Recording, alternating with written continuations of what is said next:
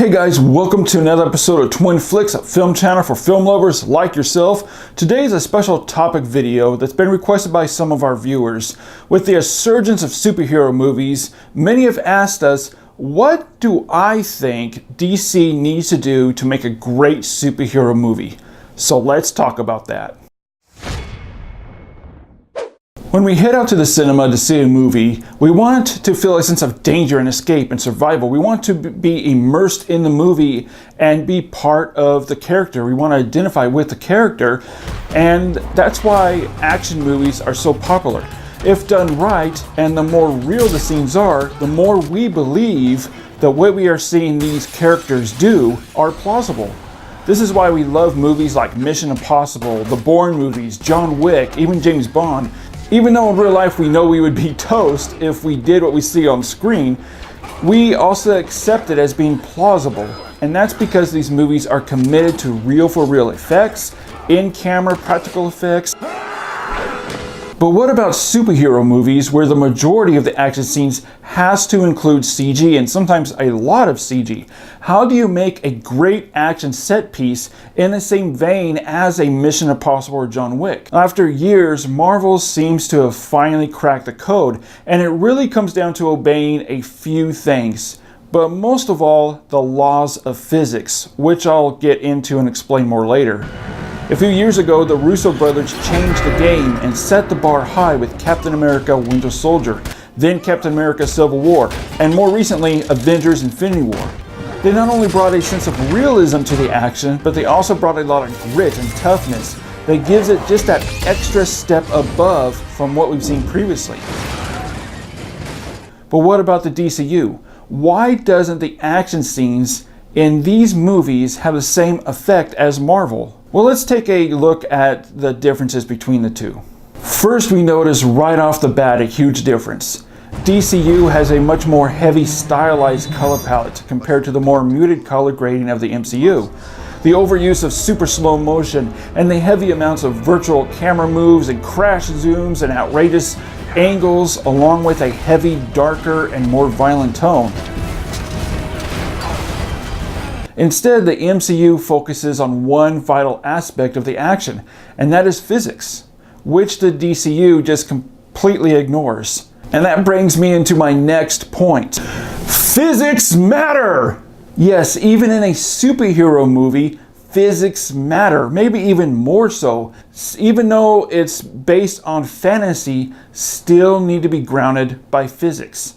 In the comics, you can do whatever you want, but what works on page doesn't always translate well to film. So the question is, how do you have all these superheroes while still manage to obey physics and bring realism to the action while it's complete fantasy? Well, as an example, Marvel did this with their first outing with the MCU, Iron Man. Tony Stark is an inventor, and to invent something that works, it has to obey the laws of physics. And we witness this as Tony is in the cave building his suit. He talks about it. We see trial and error. The movie completely sets us up that this suit can actually work using physics. So when Tony escapes the cave in his suit and flies off, and then this happens,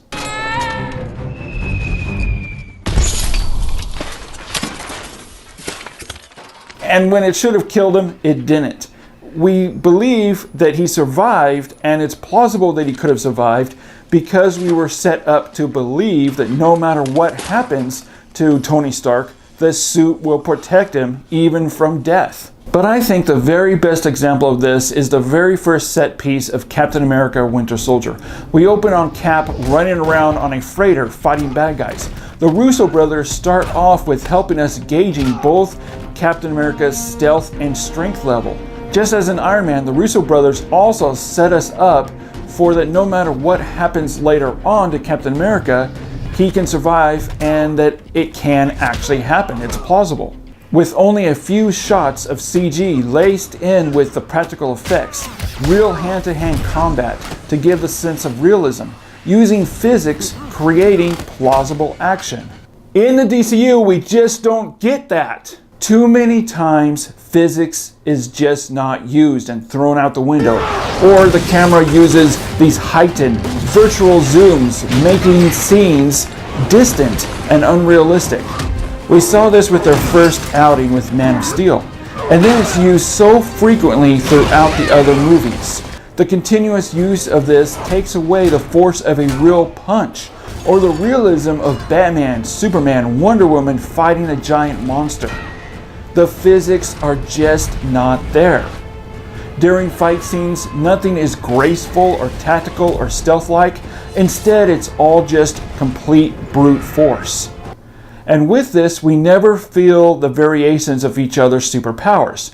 And nothing is set up for us to believe that what we are seeing in the film could actually happen and be plausible. And going back to how we never feel the different variations of each other's superpowers, the DCEU, they all feel the same. When Wonder Woman punches or headbutts Superman, it feels the same as when Superman punches Wonder Woman. Doing this throws physics out the window. The MCU gets that. For example, in the last couple movies where we have multiple superheroes, we understand that each superhero has their own different superpower levels, and they work with the laws of physics to enhance their superpowers. In Thor Ragnarok, we see Thor has a completely different set of rules he uses and has to obey to fight with than compared to Hulk. Captain America has a different set of rules he uses than Iron Man does. Again, with the DCU, nowhere do we see this. The Flash and Superman can both go super fast and the same speed. Even a human that has no superpowers matches one who has unlimited superpowers. And this brings me to my next point, and that is using powers creatively. There are many times through the MCU where powers interact with one another, and sometimes it ends out enhancing the other powers, making them even stronger. Or they take a simple set piece, something simple as a chase down the streets, but they give it just that extra step to up the ante. But in the DCU, each character ends out just being an instrument and doing one thing. Doing the most obvious thing with their powers, which is usually punching the crap out of something really, really, really hard. What I hate the most and what drives me absolutely bonkers about this is Superman has a long list of superpowers at his disposal, which makes punching his last resort. The DCU never takes advantage of this. They find absolutely no inventful ways to combine Superman's powers together to solve a problem or to fight a villain. Instead, all we see is this, and more of this. And the same goes with Batman. In BVS, when he fights Superman, besides him using kryptonite dust, he just punches Superman as bluntly, as hard as he can, or flings him around the room, or uses a sink, crashing it over Superman's head. It's all just brute force, over and over and over and over again. Which really just comes down to lazy writing and a lazy, cheap way of making an action scene. And unlike MCU where you care about each character, I mean look, even my 70-year-old mom cares about these characters in the MCU, which is something since she does not like superhero movies. But the way the DCU handles it, you stop caring about all these characters because your brain knows what you're seeing is just not plausible. It's just a bunch of CGI mayhem vomited on the screen, and without these touches of setup, without using physics, you're just taking out of the movie. And now my last point, and I think this is the most important problem with the DCU action scenes. During action set pieces, the one thing that Marvel has mastered is allowing moments for characters to breathe.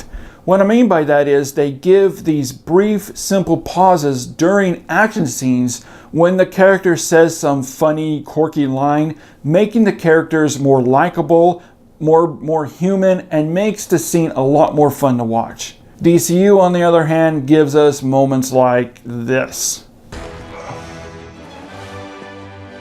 All right. Now, of course, granted, only making good to great action scenes for a DCU movie won't make it a great or good movie. That all takes a good team of writers, great director, producers, a studio, and they all have to believe and understand the franchise and the material and what fans want.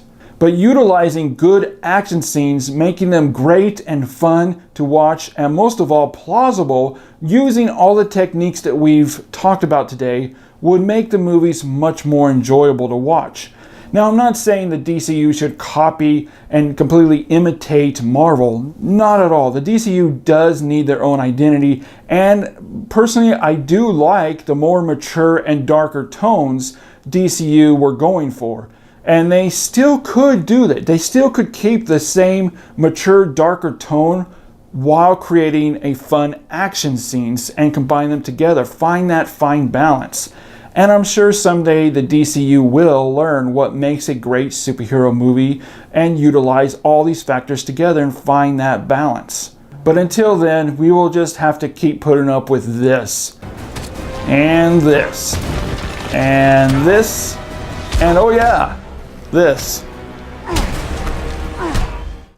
Well guys, I hope you enjoyed this video, and these are just my thoughts of what I think the DCU can do to help improve and make a good or great superhero movie. But I want to know, what do you think the DCU needs to do to make a great superhero movie? What do you want to see from the DCU? Let me know down in the comment section. Right down there, right down there. Hi.